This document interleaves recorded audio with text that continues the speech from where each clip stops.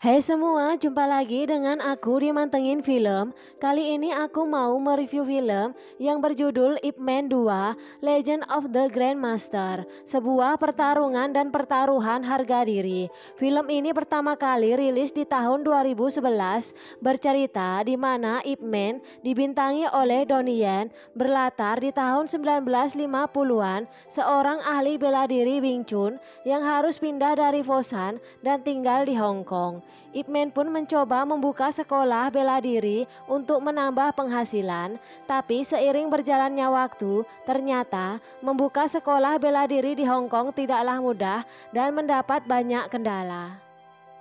Sebelum lanjut ke ceritanya, seperti biasa jangan lupa untuk selalu dukung channel ini dengan cara like, komen, dan juga subscribe.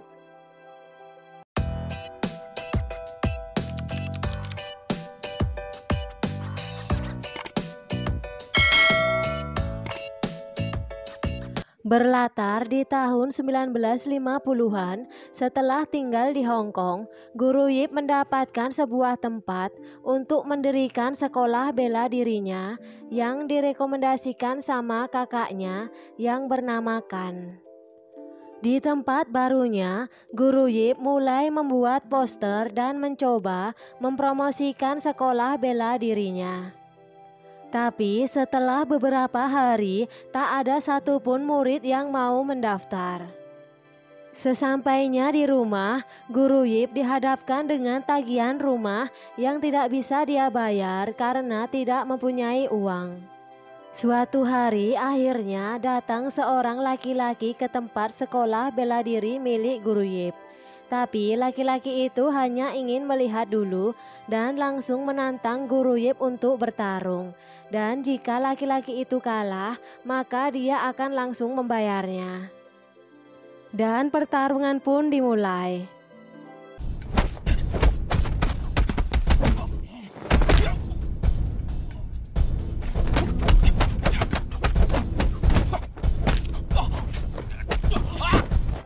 Pertarungan berakhir dengan kekalahan si lelaki, tapi saat dia kalah, dia malah pergi dan enggan untuk membayar. Sorenya, laki-laki itu membawa sejumlah teman-temannya dan berniat menantang Guru Yip bertarung dengan meremehkan Guru Yip. Dan bisa ditebak dengan mudahnya, Guru Yip mengalahkan mereka.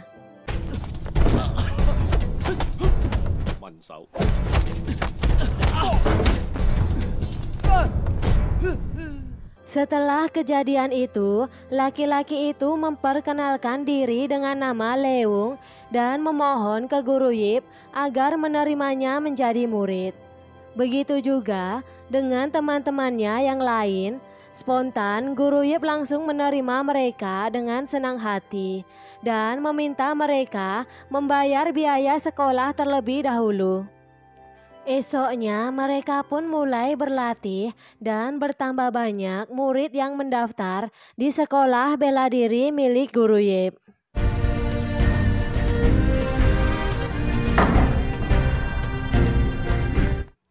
Sampai akhirnya waktu untuk membayar uang sekolah. Tapi saat Guru Yip ingin meminta uang sekolah, para muridnya pada nggak ada uang.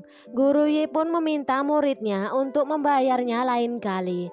Karena hal itu, Guru Yip hanya mendapatkan bayaran yang sedikit dan tidak mencukupi untuk membiayai kehidupan sehari-hari mereka. Suatu malam saat ingin membeli kue, Guru Yip melihat temannya yang bernama Kuan yang tengah dikeroyok sejumlah orang karena kedapatan mencuri bebek panggang milik mereka. Guru Yip mendekati mereka dan membayar semua kerugian yang mereka alami. Guru Yip yang kehilangan jejak Kuan pergi bersama anak Kuan yang bernama Yua untuk menemukan Kuan yang sekarang menjadi tunawisma dan mengalami gangguan jiwa setelah terkena tembak di kepala sama tentara Jepang sehingga dia tidak mengenali Guru Yip lagi. Setelah kejadian itu, Guru Yip mengajak Yua untuk bekerja ditempatkan dan menjadi seorang wartawan. Di tempat lain, Leung mencoba untuk mempromosikan sekolah bela diri Guru Yip, tapi dihentikan sama segerombolan orang dan mereka pun menantang Leung untuk bertarung. Dalam pertarungan, Leung pun unggul dan bisa mengalahkan mereka, tapi tanpa diduga mereka bermain curang dan menculik Leung.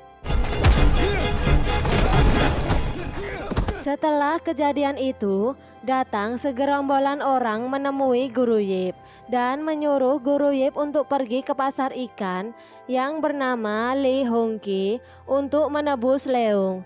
Tapi Guru Yip menanggapi mereka dengan santuy sambil ngopi.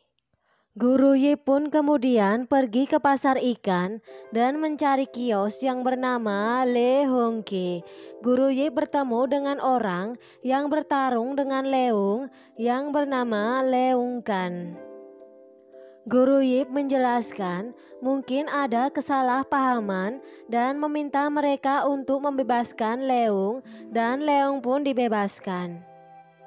Leung Kan meminta uang tebusan ke Guru Yip, tapi Guru Yip tidak memilikinya dan meminta kalau Guru Yip akan menemui guru mereka secara pribadi. Tapi niat baik Guru Yip disambut dengan pertarungan.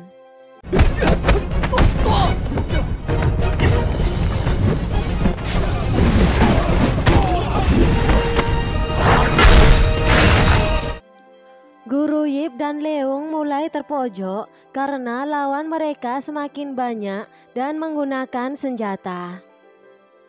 Dengan terpaksa, Guru Yip menyandera satu orang dari mereka agar mereka bisa pergi dari sana. Dan saat mau pergi, tiba-tiba datang Jin. Jin adalah orang yang menantang Guru Yip saat di Fosan, berlari bersama teman-temannya ke arah Guru Yip dan ternyata Jin berniat menolong Guru Yip. Tapi saat mereka hendak pergi dari pasar, tiba-tiba datang Guru Hung bersama anak buahnya. Guru Hung adalah ketua dari semua sekolah bela diri yang ada di Hong Kong. Guru Hung menyuruh Jin untuk menyingkir karena semua ini bukanlah urusan Jin. Guru Yip mencoba menyapa Guru Hung dan mengenalkan diri serta mencoba menjelaskan kesalahpahaman. Tapi Guru Hung tidak terima karena Guru Yip mendirikan sekolah tanpa izin dan tidak mengikuti aturan. Guru Yip harus menerima tantangan dari siapapun dan jika Guru Yip menang dalam pertarungan saat dupa habis, maka Guru Yip akan diakui. Datanglah seorang polisi yang bernama Fatso dan berniat menangkap Guru Yip, Leung dan juga Jin karena mereka telah melukai orang lain. Ternyata Guru Hung dan juga Fatso menjadi perantara polisi Inggris yang korup untuk melakukan bisnis pertunjukan tinju. Dan kita sebut aja polisi ini dengan nama Porup alias polisi korup. Guru Yip yang ditahan meminta maaf ke Jin karena telah melibatkannya. Datang istri Guru Yip dan juga Kan untuk menebus dan membebaskan Guru Yip. Bersamaan datang istri Jin yang juga ingin membebaskannya, tapi berbeda dengan Leung. Guru Yip yang merasa kasihan dengan Leung mencoba membebaskannya dan dibantu sama Jin. Esoknya Guru Yip datang menemui Guru Hung untuk menerima tantangan dan mulai dijelaskan aturan pertarungan. Jika Guru Yip menyerah atau jatuh dari meja, maka dianggap kalah. Dan jika Guru Yip bisa menang sampai dupa habis, maka Guru Hung akan mengakui Guru Yip. Orang yang pertama kali menantang bertarung adalah Guru Lau. Dalam pertarungan, Guru Lau dengan mudah dikalahkan.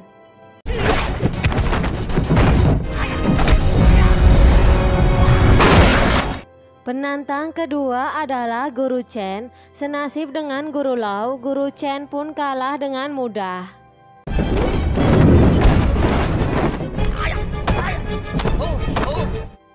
Guru Hong yang melihatnya langsung menantang Guru Yip. Mereka bertarung dengan sengit dan dengan hasil seimbang.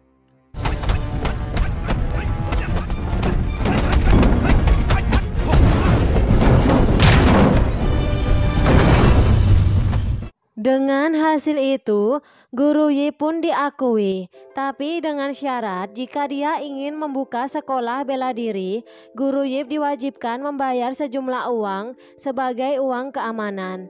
Tapi Guru Yip menolak dan berkata kalau Guru Yip siap menerima tantangan lagi. Pertarungan mereka disaksikan sama Yua, yang akhirnya Yua berinisiatif menjadikan hasil pertarungan itu dalam surat kabar, dan keputusannya didukung penuh sama Kan. Saat orang-orang berdatangan dan ingin belajar Wing Chun, mereka dihadang sama Leung Kan dan anak buahnya, yang membuat Leung bersama murid-murid Guru Yip yang lain marah dan berakhir dengan pertarungan dan kericuhan.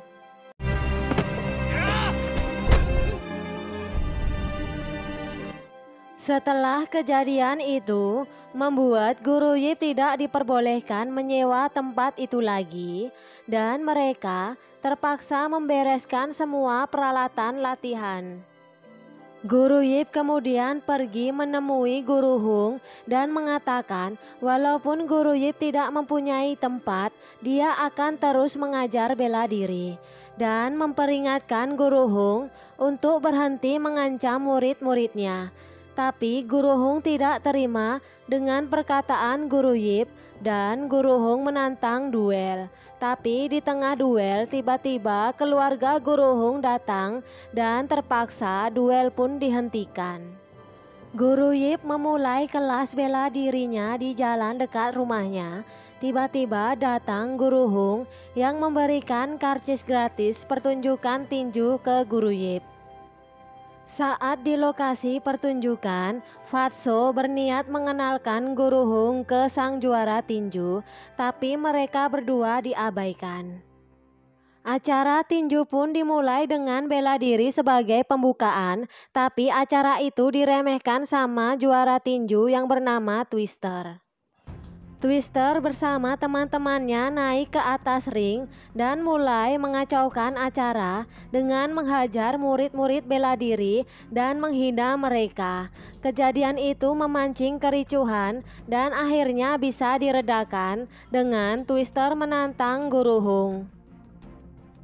Pertarungan antara Guru Hong melawan Twister pun dimulai. Mereka bertarung dengan sengit dan pertarungan diakhiri dengan kekalahan Guru Hong karena terluka parah. Guru Hong meninggal di atas ring.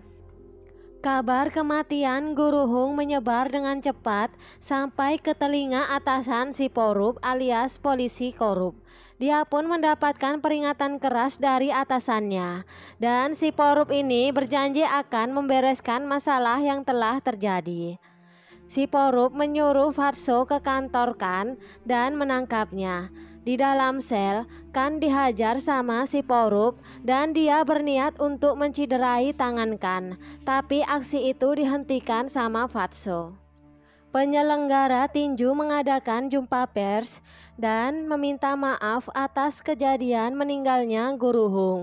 Dan untuk memberi keadilan pada Twister, mereka memutuskan Twister akan melawan petarung Cina dan pertarungan akan dilakukan secara adil di atas ring.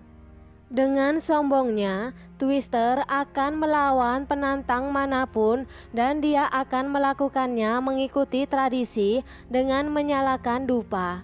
Dan saat dupanya terbakar habis, dia pasti akan mengalahkan semua petarung Cina. Bahkan dia mengatakan tidak perlu menggunakan dupa. Dia yakin kalau tidak akan ada petarung manapun yang berani menantangnya. Tapi kesombongan Twister langsung dibungkam dengan kedatangan Guru Yip. Guru Yip berkata kalau membakar dupa adalah lambang kerendahan hati dan juga harga diri orang Cina. Dan Guru Yip datang berniat menantang Twister bertarung. Berita pertarungan Guru Yip melawan Twister mulai dimuat di surat kabar. Fatso yang melihat tekad mereka berniat membantu Kan dan mereka akan menghancurkan si Poruk. Istri Guru Yip akhirnya melahirkan dan di saat bersamaan Guru Yip sedang fokus berlatih mempersiapkan diri. Sampai akhirnya pertarungan pun tiba. Dengan sombongnya Twister bergaya di atas ring dan pertarungan pun dimulai.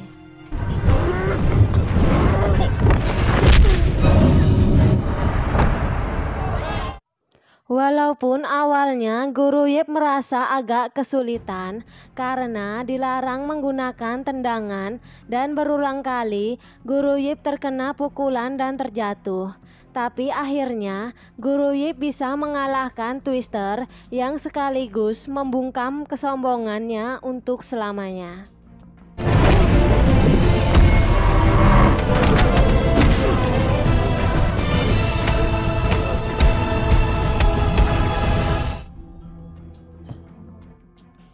Kemenangan Guru Yip disambut meriah bukan hanya penonton yang ada di lokasi pertarungan, tapi oleh seluruh warga saat itu.